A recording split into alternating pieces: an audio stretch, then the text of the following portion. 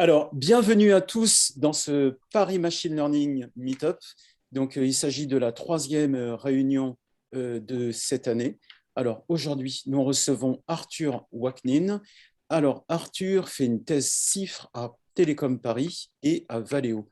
Aujourd'hui, Arthur va nous parler de deep learning, mais dans le contexte de la voiture autonome. Voilà, je ne prends pas plus de temps. Arthur, c'est à toi. Ben, merci pour l'introduction, hein, et merci aussi pour l'invitation. Effectivement, moi, je suis, en troisième année de thèse, en thèse CIFRE en collaboration entre Télécom Paris et Valeo donc aujourd'hui, je vais vous présenter, mes travaux de thèse et donc moi, je travaille sur la compréhension de scène dans le cadre de la voiture autonome, en travaillant sur un capteur, très particulier de la voiture qui est le radar. Voilà. Je vais commencer. Je vais commencer par, vous introduire les motivations qui ont conduit à mes travaux de thèse et vous faire une introduction assez, rapide au radar parce que c'est quand même un capteur qui est pas facile à comprendre pour l'humain. Et je vais ensuite vous montrer quelques représentations de données radar, qui sont exploitées en fait dans notre, voilà, dans ma thèse et puis de façon générale dans la conduite autonome. Ensuite, je vais vous introduire 2 travaux qu'on a pu réaliser, la construction d'un dataset, qui est unique en son genre et avec un algorithme d'annotation semi-automatique et je vais vous parler aussi d'une méthode, du coup d'architecture qu'on a proposée, de réseau de neurones pour faire de la segmentation sémantique, de données radar. Voilà. Alors, donc en fait, moi, je travaille sur la compréhension de scène autour des voitures. Donc voilà, pour la conduite autonome, avant de prendre des décisions, on a besoin d'avoir une très bonne compréhension de l'environnement de la voiture. Donc ce que ça signifie, ça veut dire, en fait, localiser et détecter des objets autour de la voiture pour ensuite prendre, des décisions. Donc moi, je suis uniquement sur la perception autour des voitures.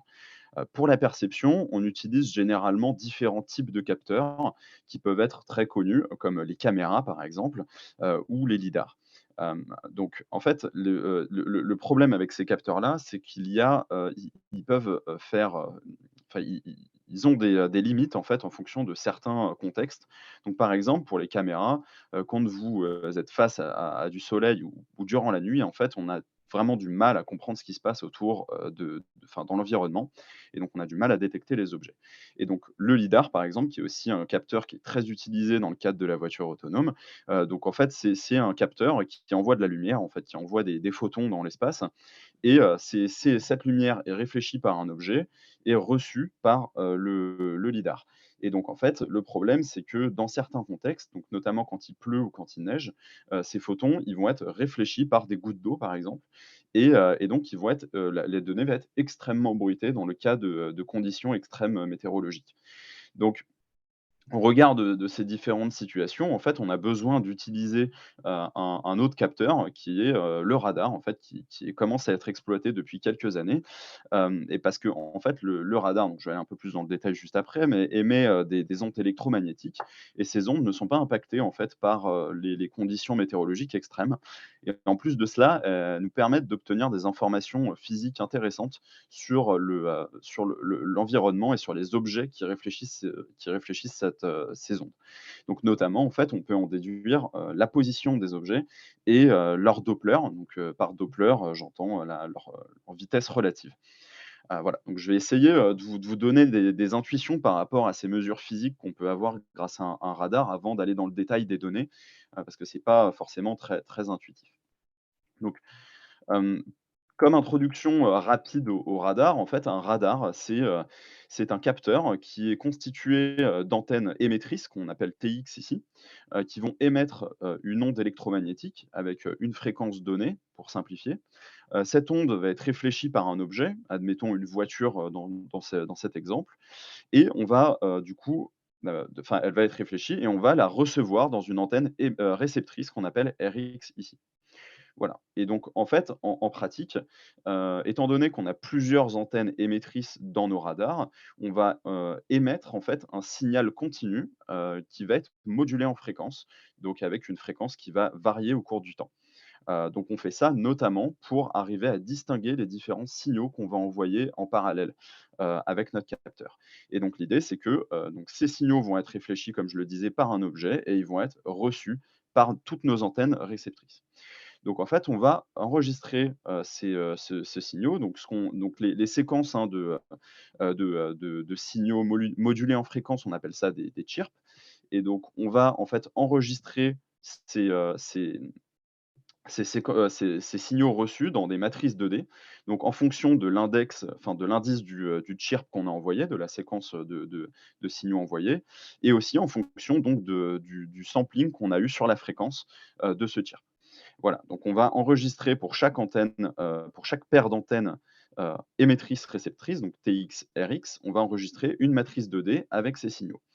Et donc ce qui est intéressant en fait avec toute, cette donnée-là, c'est que, étant donné, vu qu'on connaît en fait le temps à laquelle on a émis notre onde et qu'on connaît la fréquence à laquelle on a émis cette onde, en fait on peut comparer, le du coup avec le signal qu'on a reçu, donc en fonction du temps que l'onde a mis à revenir et en fonction aussi de, ces du coup des différentes, variations de fréquence qu'il y a qui sont encodées dans la phase en fait de l'onde qu'on reçoit. Donc voilà, au global, en fait, on enregistre toute cette donnée dans un espèce de tenseur 3D, voilà, avec ces différents axes. Ce qui se passe ensuite, donc en signal processing, dans le radar généralement ou juste après, l'enregistrement des données, c'est qu'on va appliquer en fait une transformation en Fourier pour passer du domaine temporel, qui est le domaine dans lequel on a enregistré notre signal, au domaine en fréquence. Et en fait, en fonction des différents axes d'application de cette transformée de Fourier, on peut en déduire une information physique, qui va en fait nous donner les axes, de notre tenseur en fréquence. Hem donc en fait, par exemple, quand on applique une, transformée de Fourier sur les indices des chirps et donc en fait, on étudie, la variation de fréquence qu'il y a eu avec le temps, de réponse du signal, on peut en déduire la distance à laquelle se situe, le réflecteur. Donc en fait, on peut en déduire donc 2 autres informations à partir des 2 autres axes du tenseur 3D des signaux enregistrés. On peut en déduire notamment l'angle, ce qu'on appelle l'angle azimut, qui est en fait l'angle entre le radar et l'objet qui a réfléchi, les ondes. On peut aussi en déduire ce qu'on appelle le Doppler. Donc l'effet Doppler, c'est en fait autrement dit, c'est, la vitesse radiale de l'objet qui a réfléchi l'onde. Donc voilà, là j'essaye de schématiser un peu, de façon très générale ce qui se passe, dans le radar et dans le signal processing qu'on y applique pour obtenir nos données brutes qui sont à droite ici. Et donc globalement, on obtient ce tenseur qui est ici, un tenseur 3D, qui est un tenseur dense et pour chaque bin, pour chaque pixel, si on peut dire, de ce tenseur, on a une valeur en intensité qui correspond à l'intensité du signal reçu. Voilà, donc ça peut paraître un peu compliqué, théorique, mais je vais vous donner des exemples, qualitatifs qui vont vous permettre d'avoir plus d'intuition sur ce qui se passe concrètement dans ces données. Donc voilà, à quoi ressemblent en fait concrètement ces données radar? Donc, juste pour revenir sur ce tenseur, donc c'est un tenseur 3D assez dense, donc c'est très compliqué à visualiser. Donc moi, je vais vous montrer des vues en fait 2D de ce tenseur, qui sont en fait des vues agrégées, enfin voilà, sur le 3e axe du tenseur pour avoir une visualisation un peu plus, logique. Donc ça, c'est un exemple d'une scène qu'on pourrait observer, voilà, dans un environnement, dans l'environnement d'une voiture. Donc nous, on se base sur le radar d'une voiture et ici, on va avoir, par exemple, un piéton et une voiture qui se déplacent dans un environnement. Donc ici, on a l'image caméra.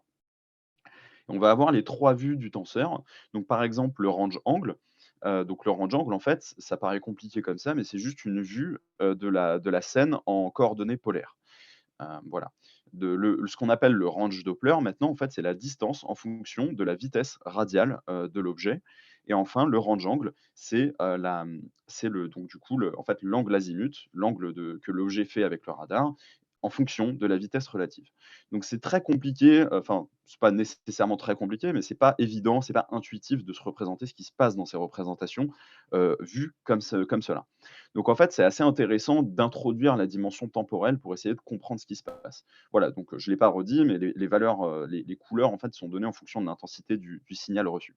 Donc ici, quand on a la scène avec la donnée temporelle, on comprend un peu mieux ce qui se passe en fait avec les 2 objets qui se déplacent et on arrive un peu mieux à les localiser, dans le signal.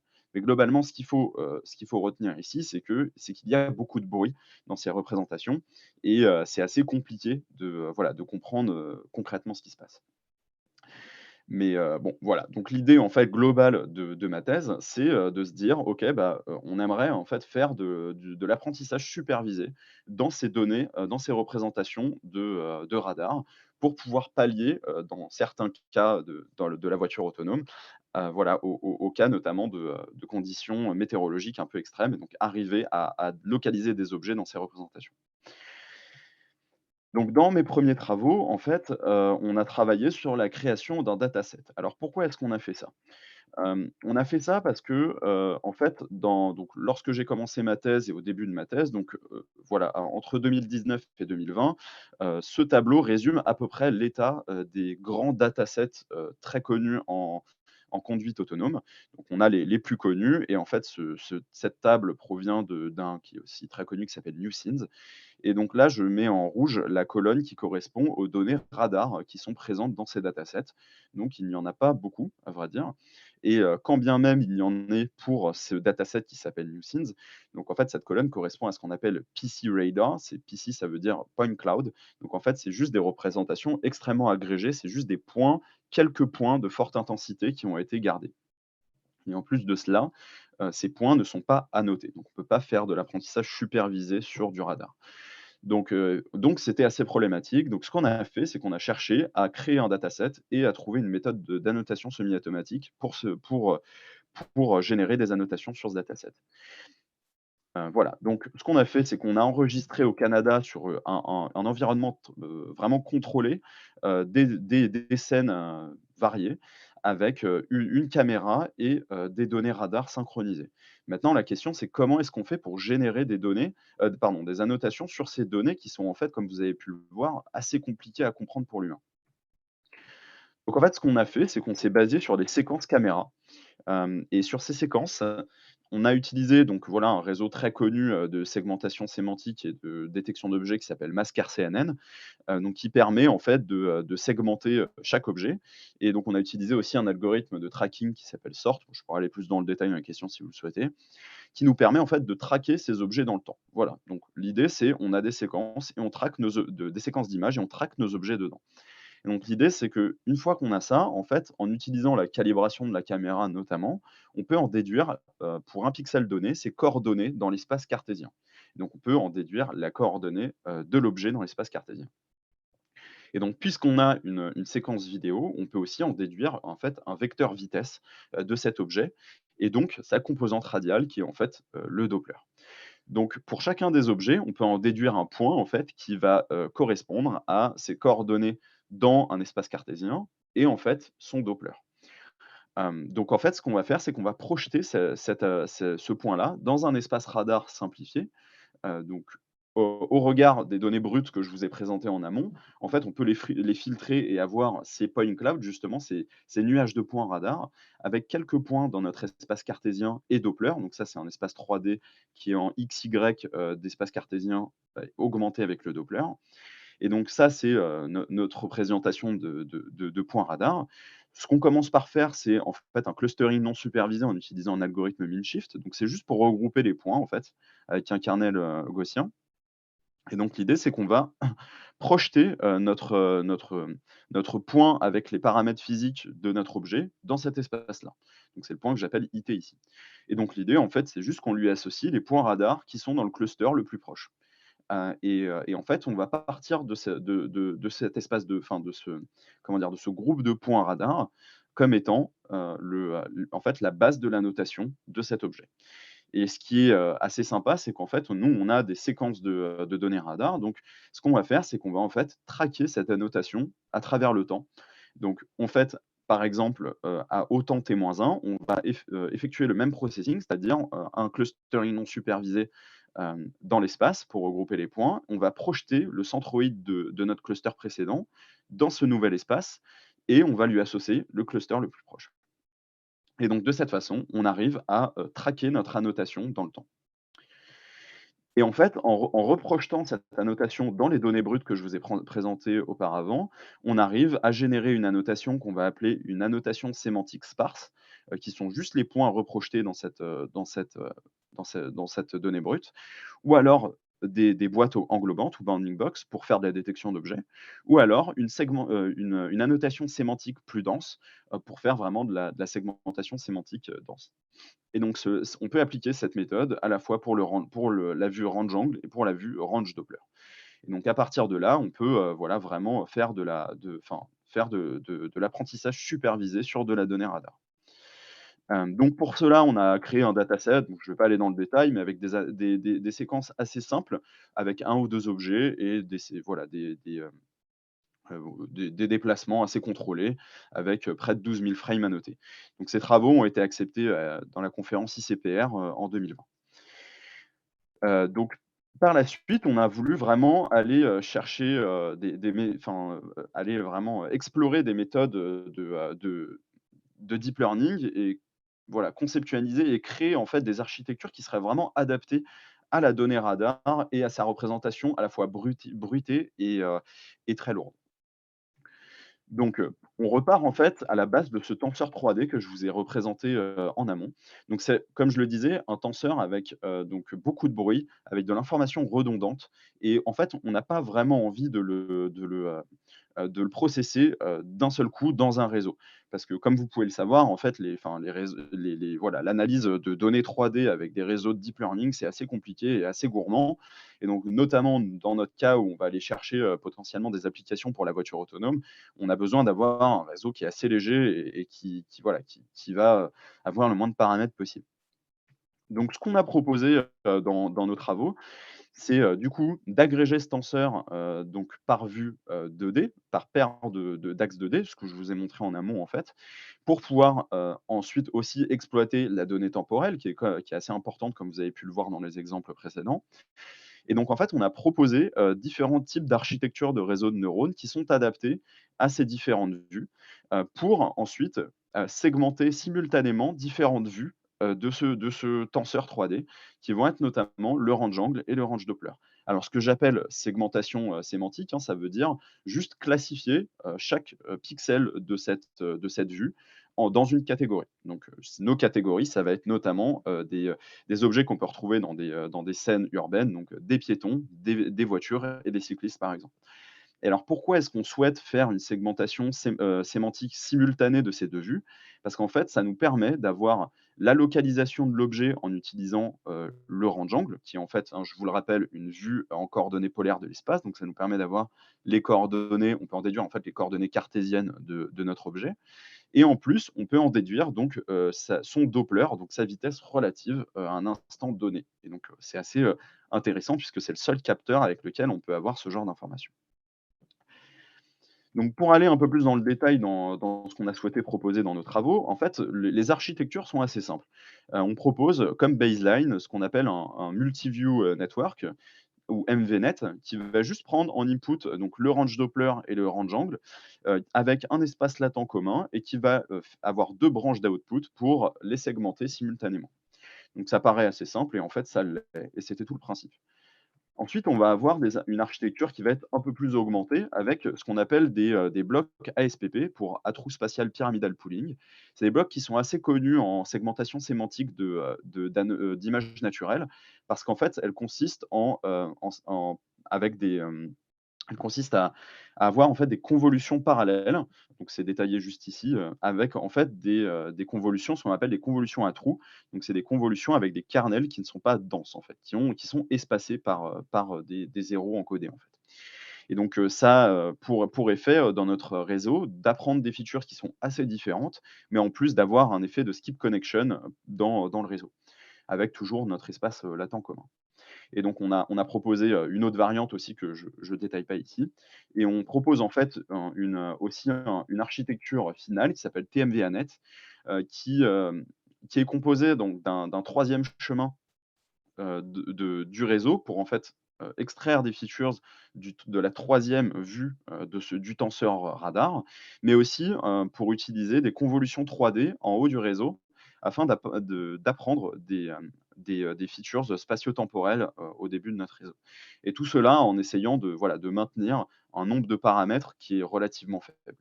Et donc voilà, ce qui est intéressant aussi, c'est qu'on arrive à faire cette segmentation simultanée de nos vues radar.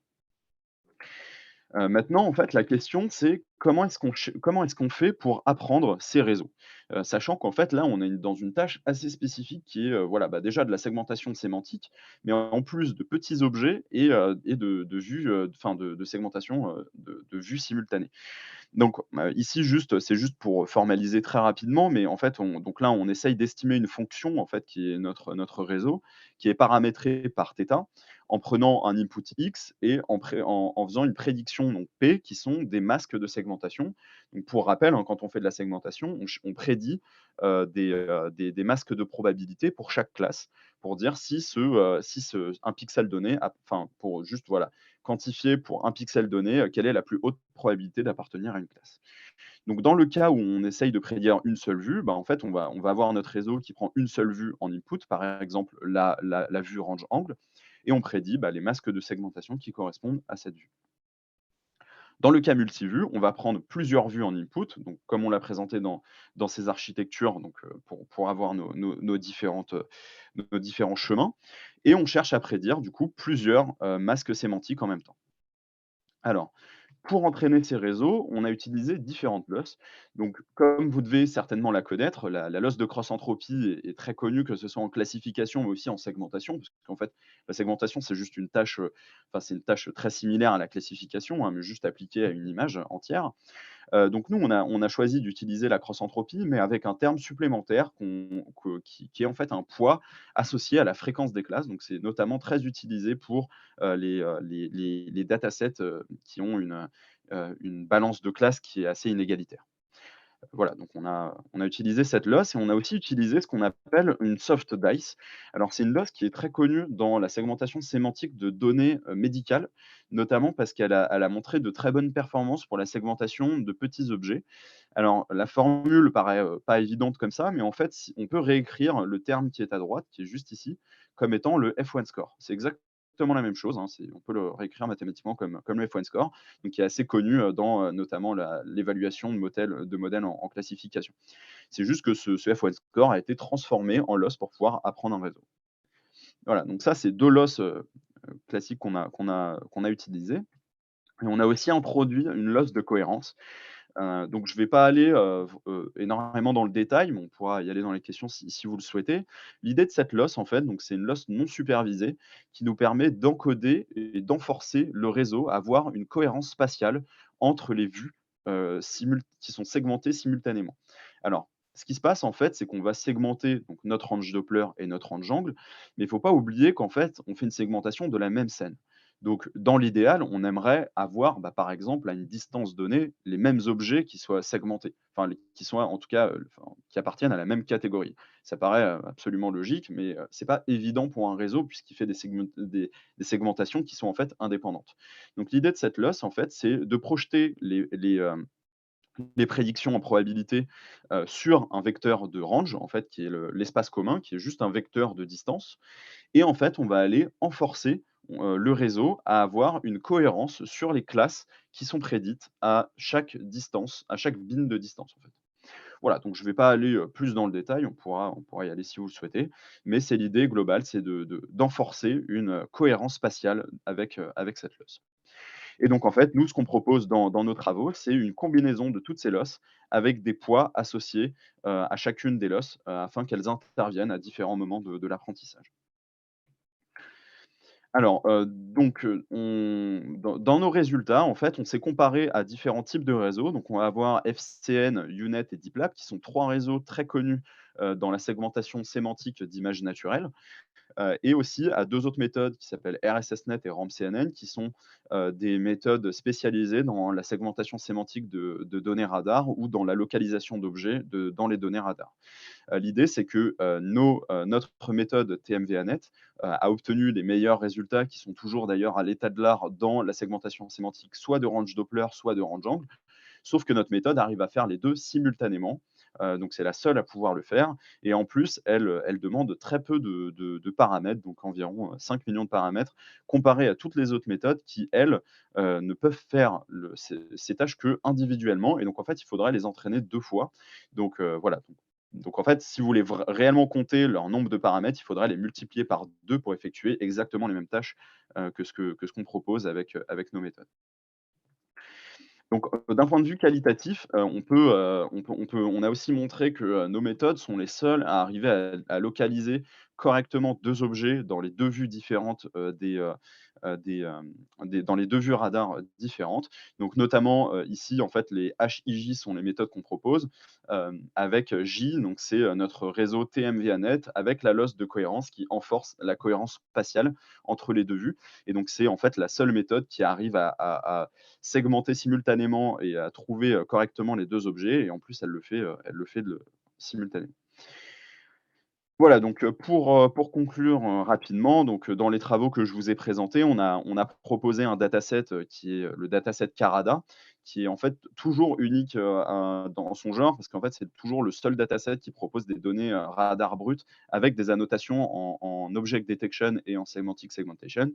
On a aussi introduit un pipeline d'annotation semi-automatique pour générer ces annotations qui pourraient être utilisées dans d'autres enregistrements de données.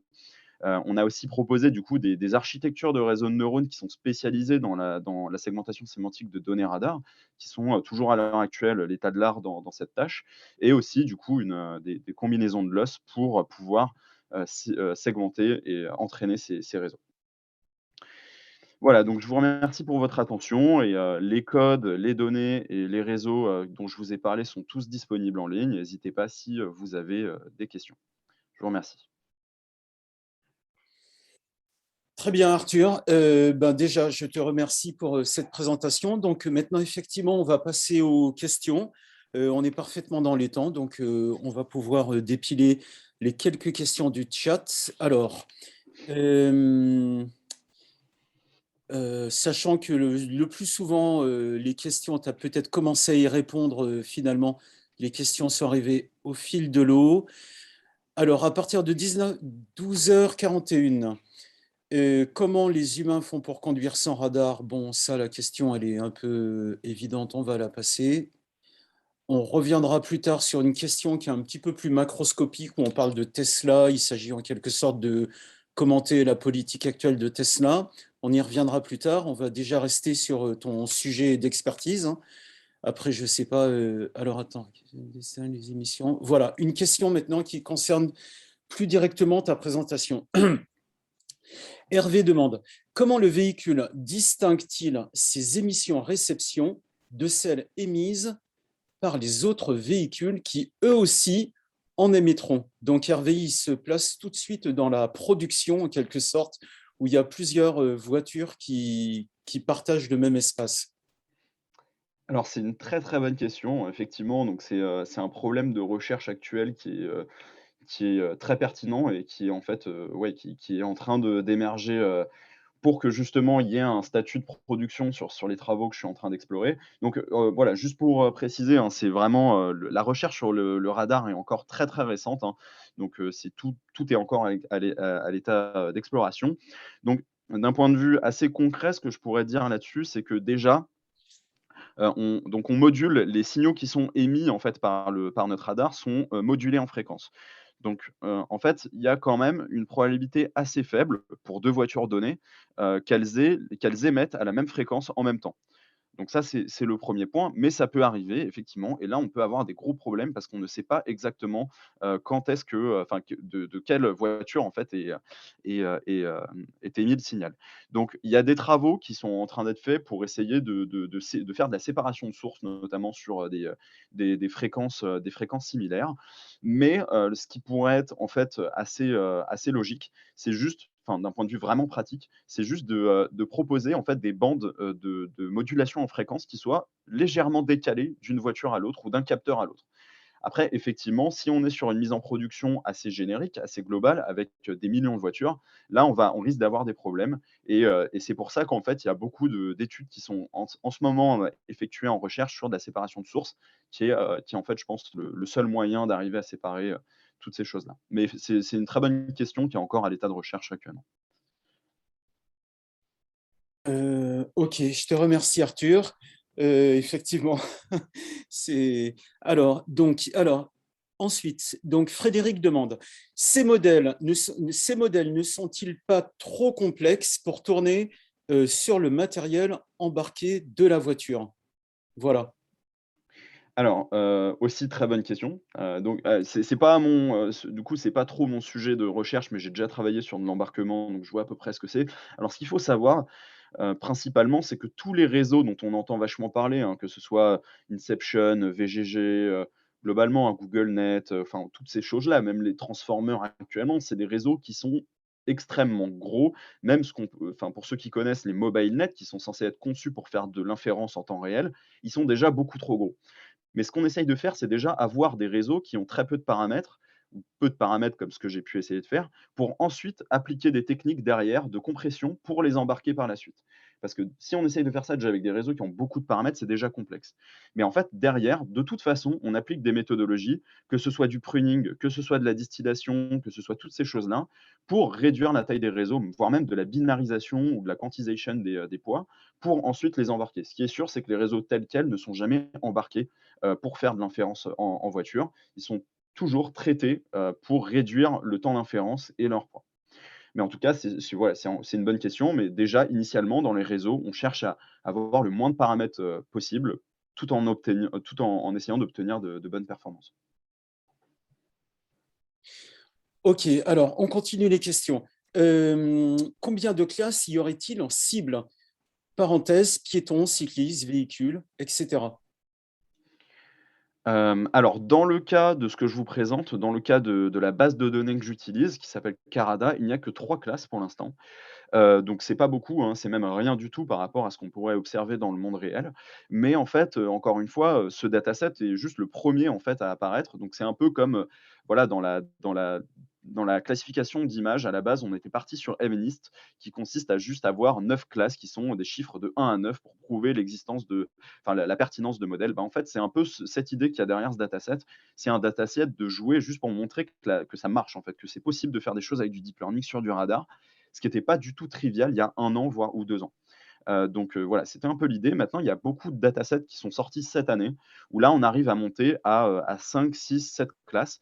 Et en fait, c'est en train de sortir avec plus de classes. Donc là, où on va vraiment être dans la précision avec de pouvoir différencier des voitures, des camions, des cyclistes et des scooters, voire des motos. Et donc, c'est effectivement un sujet qui est encore en pleine croissance actuellement. D'accord. J'ai une question assez technique de Andrei. On y reviendra peut-être plus tard, à moins que tu y répondes directement sur LinkedIn, je ne sais pas. Alors oui, alors il y a d'autres questions qui sont peut-être un petit peu plus génériques. Euh, Envisagez-vous de tester la généralisation des modèles dans d'autres situations?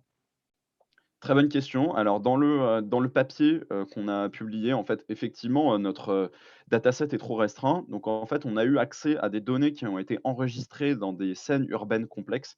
Donc il s'agit du même radar qui a été utilisé pour enregistrer des données dans des scènes où il se passe beaucoup de choses, en fait, dans une ville, à des corners ou à, voilà, des endroits avec des intersections et beaucoup d'objets. Et donc en fait, on a uniquement fait du transfert brut, c'est-à-dire qu'on a pré-entraîné notre réseau sur Carada et on l'a fait juste tester sur ces nouvelles données. Et on a montré que notre réseau était le seul à arriver à détecter plusieurs objets de façon convenable sur cette nouvelle base, sans aucun pré-entraînement, enfin sans aucun fine-tuning derrière ça. Donc ça, c'est un point. Et actuellement, donc, il y a une deuxième base de données qui vient de sortir avec des scènes qui sont semblables, pas avec les mêmes annotations, mais on essaye de transférer l'information. Et on est en train d'effectuer des tests actuellement et les résultats sont très concluants. On arrive notamment à montrer que notre méthode fonctionne bien dans des scènes beaucoup plus complexes. D'accord. Alors, une autre question qui est de nouveau relative à la mise en production, si on peut dire, et qui concerne la vitesse. Bon, tu as déjà commencé à répondre à la question, hein, mais bon, c'est pour aller un petit peu plus loin, on va dire, dans le détail technologique. Donc, il y a une question relative au langage utilisé, et notamment la question est, est-ce que ce sera fait en ce qui concerne la vitesse de prédiction qui doit être extrêmement rapide. Ça revient à ce que tu disais tout à l'heure. La personne demande, donc c'est Zoïr qui demande, est-ce que cela sera fait en Python ou en C++? Alors, ouais, donc effectivement, là, on est toujours dans le cas où, il faut toujours, dissocier, en fait, la partie recherche de la partie mise en production. Il y a quand même un monde entre les 2.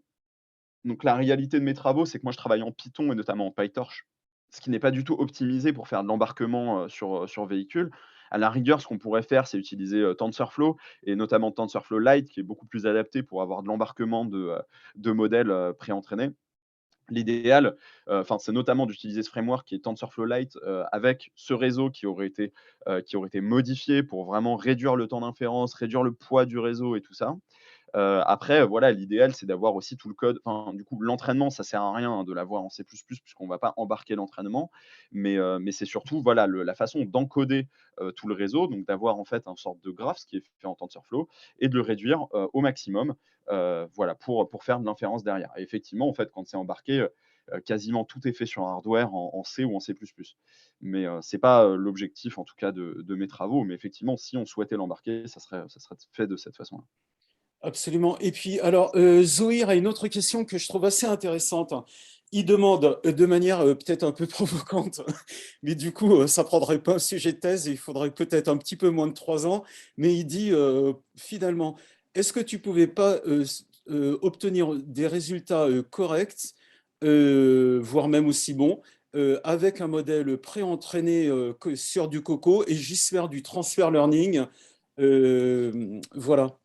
Est-ce que vous avez essayé cette approche comme benchmark ou pas du tout? Alors, en fait, on a fait de l'apprentissage brut, on n'a pas fait du tout de transfert, pour plusieurs raisons. Déjà parce que, déjà, en fait, les représentations, alors c'est pas du tout trivial, en fait, de faire, de l'apprentissage sur de la donnée radar parce déjà, on n'a pas de la donnée RGB. On n'a pas, des inputs qui sont carrés comme, ce qui se passe dans les réseaux classiques, c'est qu'on a une image de n'importe quelle taille, on va la resizer dans un carré et après elle rentre dans les réseaux de tous les autres, modèles, connus. L'idée, c'est que nous, en fait, il y a une signification physique à nos axes et donc on peut pas, en fait, enfin, on peut, hein, mais c'est pas, du tout, logique, en fait, de faire du rescaling de ces inputs pour derrière les appliquer à ces réseaux préentraînés sur ImageNet, par exemple. Alors on n'a pas essayé, on a souhaité le faire vraiment en apprentissage brut. Ça pourrait être effectivement, une idée de faire, de la supervision, enfin pardon, du fine tuning. Mais ce qui est important de noter, c'est qu'à la base, on ne l'a pas fait parce que c'est très compliqué de mapper nos inputs, nos données à ces modèles-là. Donc effectivement, nous, on a dû moi, j'ai dû modifier, en fait, les réseaux, auxquels on se compare, par exemple FCN, UNet et tout ça. Mais du coup, ils étaient plus adaptés aux données qu'on pouvait utiliser sur ImageNet, Coco et tous ces genres de choses. Donc il y a un gap, en fait, entre l'image naturelle et le radar qui fait qu'on ne peut pas directement, mapper les 2 et c'est compliqué de faire enfin, d'utiliser un réseau préentraîné. Oui, absolument. Les images sont très spécifiques, comme tu l'avais dit dès l'introduction. Je comprends. Une question assez intéressante d'Hassan. Quand est-ce que le radar marche bien ou alors moins bien? Exemple, les conditions météo, etc. Si tu peux dire un mot sur voilà, ce type. Alors, du coup, donc c'est un sujet assez vaste, hein, mais on va dire que le radar, il fonctionne parfaitement quelles que soient les conditions météorologiques, les conditions, de visuelles, on va dire. Parce que, il n'est pas du tout impacté par les mêmes choses que la vision. Là où en fait on a un petit souci par exemple avec le radar que je vous ai présenté, c'est la résolution angulaire du radar qui est très mauvaise. Et donc en fait on a du mal par exemple à dissocier 2 objets qui seraient situés par exemple dans un champ, de vision, d'un angle donné de 15 degrés à peu près. Donc ça, c'est vrai pour les radars que je vous ai présentés. Après, la réalité des choses, c'est qu'en ce moment, il y a des nouveaux radars qui sortent qu'on appelle HD radar, donc c'est des radars haute définition, qui eux arrivent à atteindre un nombre, enfin une résolution angulaire qui est comparable à du lidar. et qui est, donc en fait, du fait qu'il y ait un nombre beaucoup plus grand. Donc moi, je vous ai montré en exemple ce radar où il y a 8 paires d'antennes émettrices et réceptrices, qui nous permettent de déduire la résolution angulaire, du radar. Dans les nouveaux radars, en fait, on en a 200. Donc ça permet d'obtenir vraiment une résolution angulaire qui est très, très bonne. Et donc en fait, actuellement, donc on est en train de sortir même de chez nous, un nouveau dataset avec du radar HD, et la question se pose réellement de subtiliser le radar HD à du lidar parce qu'il coûte moins cher et qu'il y a beaucoup moins de contraintes, et surtout on arrive à avoir l'information de vitesse des objets là où on ne l'a pas avec le lidar. Donc en fait, c'est un sujet qui est peu connu actuellement parce que les gros du domaine, et c'est là où je rejoins aussi avec ce qui peut être dit par Tesla, ou ce genre de choses, ne soulèvent pas l'existence de ce capteur-là, pour beaucoup de raisons, je ne vais pas aller dans le détail, mais, mais effectivement, la question se pose actuellement de subtiliser et d'utiliser vraiment le radar HD comme étant un capteur primordial de la voiture autonome. D'accord. Alors, on va prendre, les 2 dernières questions. Alors Hervé demande, hem, est-ce qu'il y a des équipes qui travaillent sur les spectrogrammes sonores avec des réseaux pour images? Voilà, est-ce que tu as connaissance de ces méthodes? Voilà, est-ce que tu peux en dire un mot ou pas, hein, on n'est pas obligé. Alors oui, bah, alors pour le coup, moi je j'y connais pas grand-chose, donc Oui, ça c'est notamment, sur les sonars, j'imagine, que l'application doit être citée, mais je j'ai pas, du tout, vent de comment dire? De ces choses-là, je sais juste que moi je connais plutôt bien mon domaine de recherche qui est du coup appliqué au radar, et que pour le coup, il y a très peu de personnes qui essayent il y a des gens qui ont essayé, hein, de faire forcément du fine tuning, mais ça montre pas forcément, d'amélioration concrète. Enfin, ça en montre, hein, mais comment dire? Ce qu'il faut savoir, c'est qu'il y a vraiment une idée de préservation de l'information, physique qui est dans la donnée en input, et qu'on ne se permet pas de faire des resizing, des choses comme ça dans la taille du réseau, et enfin dans la taille, pardon, de l'input. Derrière, après, effectivement, ça pourrait être comment dire?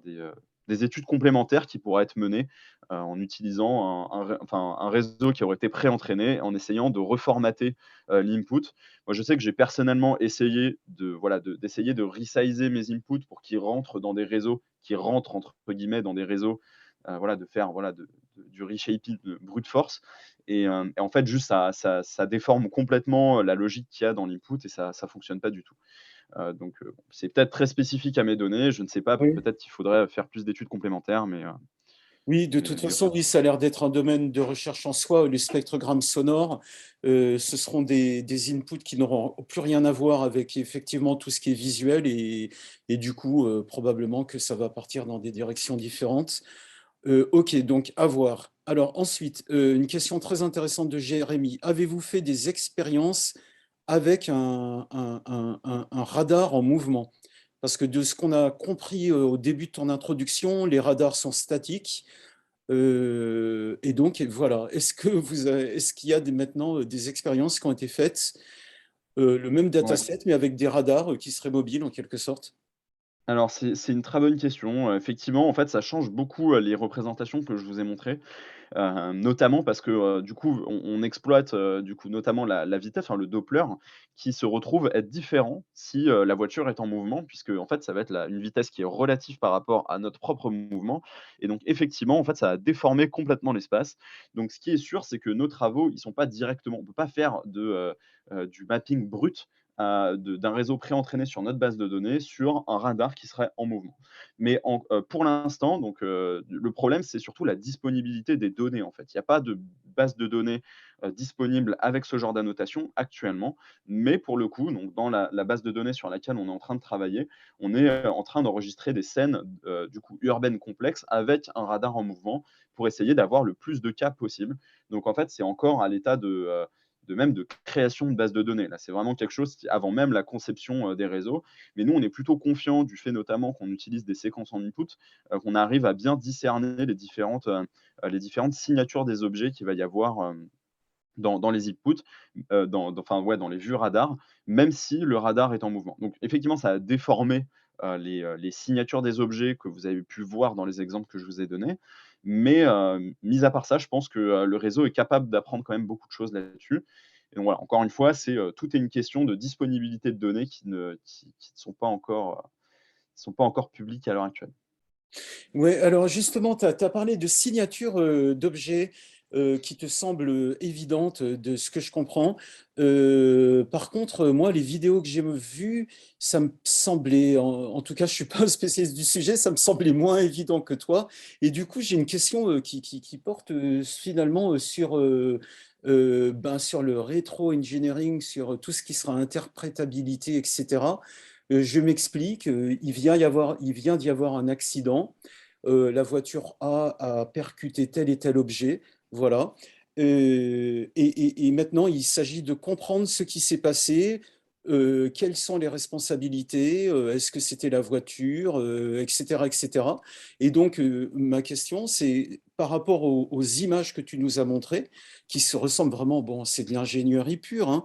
Tu montres ça à un être humain, je veux dire, un juge ou je ne sais trop quoi, et il aura du mal à dire ah oui, il y a le piéton 1 qui a traversé en dehors des passages cloutés.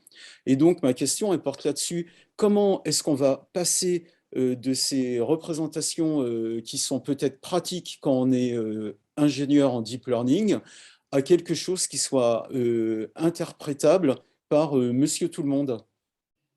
Alors c'est une très bonne question, effectivement. Alors moi, voilà, pour être honnête, ça m'a pris 2 ans et demi à arriver à différencier un piéton d'une voiture sur, une image radar et c'est pas du tout à la portée de tout le monde et même les experts radars n'arrivent pas à discerner certains objets. Donc c'est une très bonne question, mais c'est aussi tout à fait vrai pour tous les autres capteurs. C'est pas du tout évident, hein, pour un œil humain d'arriver à différencier un piéton à 50 mètres d'une voiture à 70 mètres dans une représentation lidar en point cloud 3D. C'est pas du tout trivial. Là encore, en fait, ce qui est intéressant, c'est que vu qu'on utilise des réseaux convolutifs, on change pas vraiment, en fait, les structures qu'on peut utiliser pour, de l'image caméra ou même, du lidar. Et donc en fait, on peut utiliser, différentes méthodes qui ont déjà montré, des très bonnes idées. Donc par exemple, notamment aller, faire des saliency maps ou aller voir en fait l'influence des poids, sur l'input, voir aller, vraiment étudier les feature maps et voir, qu'est-ce qui a influencé, la prise de décision. Donc notamment, on peut aller voir, par exemple, sur une segmentation donnée, à quel type de layer ou qu'est-ce qui enfin, où a été fait les activations, au sein de notre réseau, pour essayer d'expliquer la prise de décision, dans le réseau, pour, voilà, pour une localisation dans la donnée radar. Donc en fait, c'est une question très générique qui s'applique en réalité à toutes les représentations, enfin, à tous les capteurs et donc moi, je suis pas vraiment spécialiste, hein, de ce genre de choses, mais j'imagine, je pense qu'on peut appliquer en fait, les différentes méthodologies qui sont appliquées à la caméra ou au radar pour l'explicabilité, des prédictions des réseaux de neurones à des données radar, en essayant de localiser dans l'input et à ce moment-là, bah, il faudra juste, comment dire? Demander à un expert radar d'essayer de comprendre ce qui se passe dans la donnée en input, ouais. Enfin moi, c'est ma vision des choses. Oui, absolument.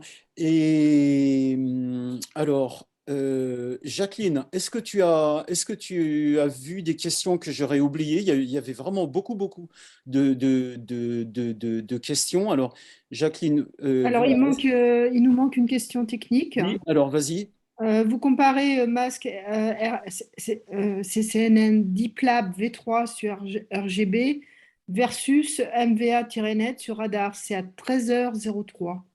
Ah ouais, je l'ai passé. Ouais, ok, vas-y. Si tu veux en dire un mot, elle est très, très technique, mais juste en une phrase, et puis sinon, il pourra te poser la question.